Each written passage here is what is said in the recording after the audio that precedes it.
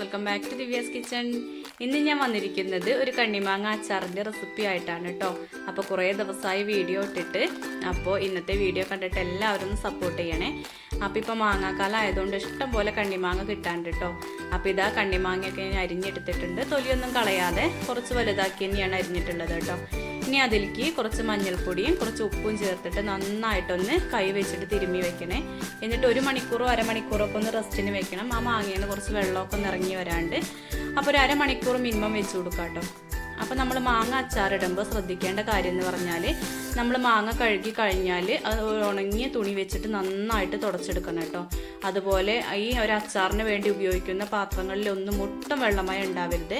എന്നാൽ ഒരുപാട് കാലം കേടാവാതിരിക്കും കേട്ടോ.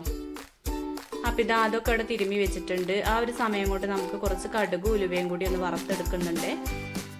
ഏതൊരു അച്ചാറിലും കടുകും ഉലുവയും വറുത്ത് പൊടിച്ച് ചേർക്കുമ്പോൾ നല്ല ടേസ്റ്റാണ് കേട്ടോ. അപ്പോൾ ഞാനിവിടെ 1 ടേബിൾ സ്പൂൺ നിറയെ കടുകും 1/4 ടീസ്പൂൺ ഉലുവയും കൂടിയും ചേർത്തിട്ട് നന്നായിട്ടൊന്ന് വറുത്തെടുക്കുന്നുണ്ട്. എന്നിട്ട് തണുത്തതിന് ശേഷം മിക്സിയുടെ ജാറിലിട്ടിട്ടൊന്ന് പൊടിച്ചെടുക്കുന്നുണ്ട് കേട്ടോ. അപ്പോൾ അതൊക്കെ ഇവിടെ മാറ്റി വെച്ചിട്ട് അതേ പാൻ തന്നെ വെച്ച് കൊടുത്തിട്ടുണ്ട്. ഇപ്പോൾ നമ്മുടെ മാങ്ങ തിരുമ്മി വെച്ചിട്ട് ഏകദേശം അരമണിക്കൂറിലേറെ ആയിട്ടുണ്ട് കേട്ടോ. ഇനി ആ പാനിലേക്ക് ഞാൻ കുറച്ച് നല്ലെണ്ണയാണ് ചേർത്ത് കൊടുത്തിട്ട് കുറച്ചധികം നല്ലെണ്ണ ചേർത്ത് കൊടുത്തിട്ടുണ്ട് കേട്ടോ. അപ്പോൾ നല്ലെണ്ണ ചൂടായി വന്നപ്പോൾ 1 ടേബിൾ സ്പൂൺ കടുക് ചേർത്ത് കൊടുത്തിട്ടുണ്ട്. അപ്പോൾ കടുകൊക്കെ നന്നായി പൊട്ടി വന്നിട്ടുണ്ട്. ഇനി അതിലേക്ക് ഒരു 3 കുടം വെളുത്തുള്ളി നടുവേ പൊളിച്ചിട്ട് ഒന്നിട്ട് കൊടുക്കുന്നുണ്ട് കേട്ടോ. അതിലേക്ക് ഒരു 3-4 പച്ചമുളകും കൂടി ചേർത്ത് കൊടുക്കുന്നുണ്ട്. എന്നിട്ട് നല്ലോണം ഒന്ന് മൂപ്പിച്ചെടുക്കണേ.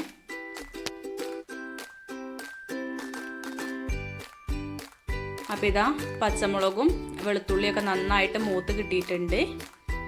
ഇനി നമ്മുടെ ഫ്ലെയിം ഓഫ് ചെയ്തിട്ടാണ് പൊടികളൊക്കെ ചേർത്ത് കൊടുക്കുന്നത് കേട്ടോ. അപ്പം ഞാനിവിടെ ഒരു 1.5 ടേബിൾ സ്പൂൺ കാശ്മീരി ചില്ലിയും 2 ടേബിൾ സ്പൂൺ സാദാ മുളക് പൊടി കൂടി ചേർത്ത് കൊടുത്തിട്ടുണ്ട്. അപ്പോൾ കാശ്മീരി ചില്ലി ഉണ്ടെങ്കിൽ ചേർത്ത് കൊടുത്താൽ മതി കേട്ടോ. നമ്മുടെ അച്ചാർ കാണാനൊരു ഭംഗി ഉണ്ടാവും, നല്ല കളർ കിട്ടുമല്ലോ, അതിനുവേണ്ടി ചേർത്ത് കൊടുത്തിട്ടുള്ളതാണേ. അപ്പോൾ അത് ഫ്ലെയിം ഓഫ് ചെയ്തിട്ട് തന്നെ വേണം ചേർത്ത് കൊടുക്കാൻ. ഇപ്പോൾ കണ്ടില്ലേ, ഫ്ലെയിം ഓഫ് ചെയ്താലും നല്ല ചൂടുണ്ടായിരുന്നു കേട്ടോ. അപ്പോൾ കണ്ടില്ലേ തിളക്കണേ. അപ്പോൾ ആ പൊടിയുടെ പച്ചമണമൊക്കെ നന്നായിട്ട് മാറി കിട്ടിയിട്ട് വേണം നമ്മളിനി ഫ്ലെയിം ഓൺ ആക്കി കൊടുക്കാൻ. ഞാനിതിലേക്ക് ഒരു 3/4 ടീസ്പൂൺ കായത്തിൻ്റെ പൊടിയും അതുപോലെ തന്നെ നമ്മൾ നേരത്തെ വറുത്ത് മാറ്റി വെച്ചിരിക്കുന്ന ഉലുവയും കടുകും പൊടിച്ചതും കൂടി ചേർത്ത് കൊടുത്തിട്ടുണ്ട്. എന്നിട്ട് വീണ്ടും നന്നായിട്ടൊന്ന് ഇളക്കി കൊടുക്കുക. ഇപ്പോഴും ചട്ടിക്ക് നല്ല ചൂടുണ്ട് കേട്ടോ. ഈ ചൂടിൽ തന്നെ നന്നായിട്ട് ഇളക്കി കൊടുത്താൽ മതി. അപ്പോൾ ഇനി ഞാൻ ഫ്ലെയിം ഓൺ ചെയ്തിട്ടുണ്ട്. എന്നിട്ട് ആവശ്യത്തിന് സുർക്ക് ഒഴിച്ച് കൊടുത്തിട്ടുണ്ട് കേട്ടോ. ഓരോരുത്തരുടെ ഇഷ്ടത്തിനനുസരിച്ച് ചേർത്ത് കൊടുക്കാം. അപ്പോൾ ചിലർക്ക് നല്ല പുളി വേണമായിരിക്കും, ചിലർക്ക് കുറച്ച് പുളി മതിയായിരിക്കും. അപ്പോൾ അതിനൊക്കെ അനുസരിച്ച് സുർക്ക ചേർത്ത് കൊടുത്താൽ മതി. ഇനി ആവശ്യത്തിന് ഉപ്പ് കൂടി ചേർത്ത് കൊടുത്തിട്ടുണ്ട്. എന്നിട്ട് നന്നായിട്ടൊന്ന് മിക്സ് ചെയ്ത് കൊടുക്കുക. ഇനി നന്നായി തിളച്ചതിന് ശേഷം നമുക്ക് മാങ്ങ ചേർത്ത് കൊടുക്കാം കേട്ടോ. അപ്പോൾ ഇതാ മാങ്ങയൊക്കെ ഒരു അരമണിക്കൂറിലേറെ ആയിട്ടുണ്ട്. കണ്ടില്ലേ, മാങ്ങയിൽ നിന്നുള്ള വെള്ളമൊക്കെ നന്നായി ഇറങ്ങി വന്നിട്ടുണ്ട്. ഇനി അതും കൂടി ഇതിലേക്ക് ചേർത്ത് കൊടുത്തിട്ട് നന്നായിട്ടൊന്ന് ഇളക്കി മിക്സാക്കി കൊടുക്കുക കേട്ടോ.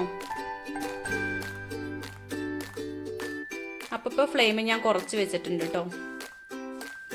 ഈ ഒരു ടൈമിൽ നിങ്ങൾക്ക് കുറച്ചും കൂടിയും കറി വേണമെന്നുണ്ടെങ്കിൽ തിളപ്പിച്ചാറിയ വെള്ളം ചേർത്ത് കൊടുത്താൽ മതി കേട്ടോ. വീണ്ടും സുർക്ക തന്നെ ചേർത്ത് കൊടുക്കുമ്പോൾ നല്ല പുളിയായിരിക്കും. അപ്പോൾ തിളപ്പിച്ചാറിയ വെള്ളം വേണം ഇതിലേക്ക് ചേർത്ത് കൊടുക്കാനായിട്ട്. അപ്പോൾ ഉപ്പൊക്കെ ഒന്ന് ചെക്ക് ചെയ്ത് നോക്കിയിട്ട് ഫ്ലെയിം ഓഫ് ചെയ്യാം.